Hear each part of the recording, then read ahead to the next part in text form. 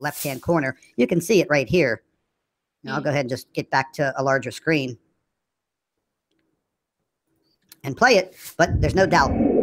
Doctor, I'm going to go ahead and get into your report in a quick second here. Now, the doctor has gone ahead and she has calculated the diameter, the size of this object.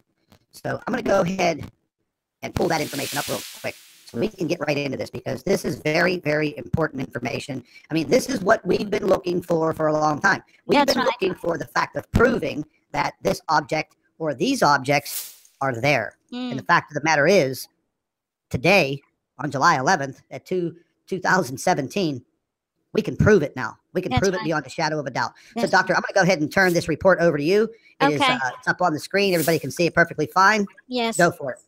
Okay, thank you, Scott. This is a very short report. I didn't have much time to do a long report, but I just indicate the object there. This is an SDO image in the 21.1 nanometer wavelength, and this is from yesterday, and this image is from 2:31 UTC.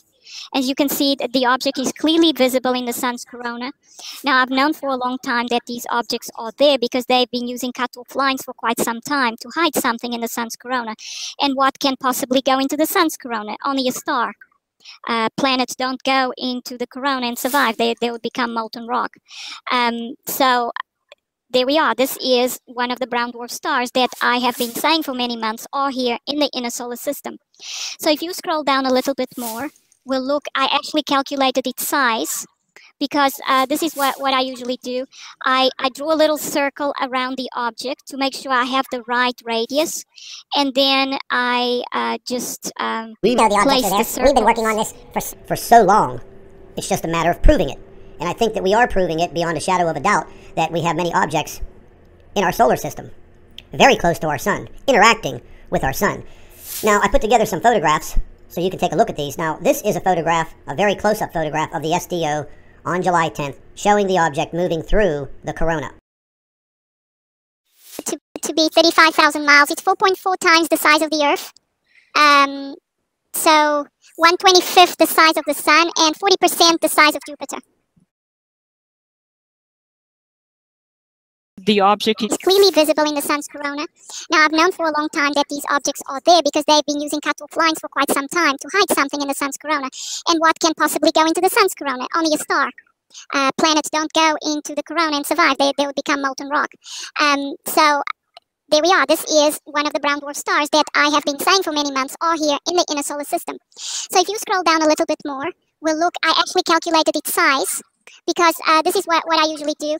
I draw a little circle around the object to make sure I have the right radius, and then I just place the circles in a line along the diameter of the object. And it took 25 circles. You can count those circles right along the sun's diameter. And this image is from 2:51, so it's a little later. 20 minutes later, but I wanted to clearly be able to draw that the circle, that the right size of the circle. So it's 1/25th the size of the sun, because it takes 25 circles of this size to draw the diameter of the sun. Then if you scroll down a little bit, I just use the fact that I try to compare it with different objects like Jupiter. So this means this object is over 4 times larger than the Earth, and this is quite large. And then I calculate its diameter. So the diameter is 2 times the radius. The radius is 27,964 kilometers times 2 gives me 55,928. So that's approximately 56,000 kilometers. And in miles, that is 35,000 miles. 128. So that's approximately 56,000 kilometers. And in miles, that is 35,000 miles. So that's the diameter of this object. It's large. It's a very large object, and it moves very fast. It takes 1 hour and 15 minutes for it to traverse that piece of the corona. That piece of the corona. I don't think I have enough data to calculate its velocity, but I think it's traveling very fast. No, Doctor, real quick. I mean, yes. We had a few people asking questions in the live chat. One of the questions was, I don't know if it was a smart remark or what, but the remark was made that if something was passing through the corona, like a brown dwarf star or a planet, it would be absolutely evaporated. Can you elaborate on that? Because I know we talked about it earlier, but can you elaborate on that? Yes, certainly. If it was a rocky planet, for instance, because the corona is at millions of degrees, it will become molten magma. it would melt, basically. But this is not a planet. This is a star. So a brown dwarf star, what it is the core, or what is left of a main sequence star. The sun itself is a main sequence star, and its core is forming right now because as fusion reactions happen on its surface, the product of those fusion reactions sink down into the interior of the sun and become part of what is its core. The same thing happened with this brown dwarf star. It once was a main sequence star, and its core formed to the point that it's solid. It's solid, it's the result of everything that happened around the star.